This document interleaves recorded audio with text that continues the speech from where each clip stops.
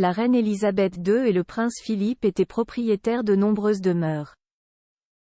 Outre le palais de Buckingham, une résidence à Sandringham et le château de Windsor, le couple a aussi possédé une villa à Malte. Habitation aujourd'hui laissée à l'abandon mais qui devrait rendre hommage à une figure de la famille très prochainement. La suite après la publicité, c'est une information que peu de gens connaissent. Mais avant de monter sur le trône d'Angleterre à la mort de son père, la reine Elisabeth II a vécu 3 ans à Malte avec le prince Philippe, qui était alors officier de la Royal Navy à l'époque.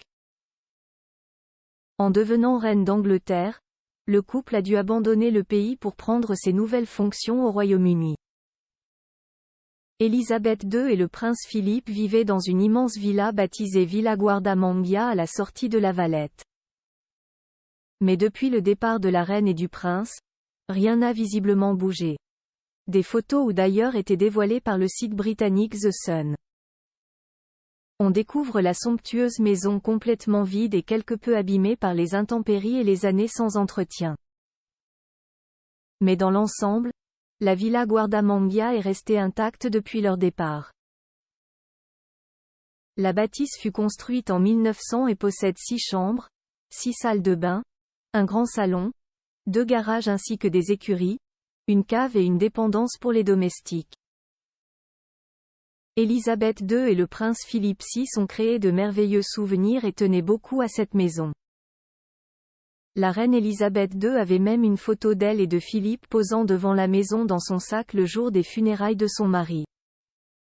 Laissée à l'abandon, la maison, que leur avait prêtée l'oncle du prince Philippe, Lord Louis Mountbatten, aurait été rachetée par le gouvernement maltais pour la modique somme de 6,5 millions d'euros.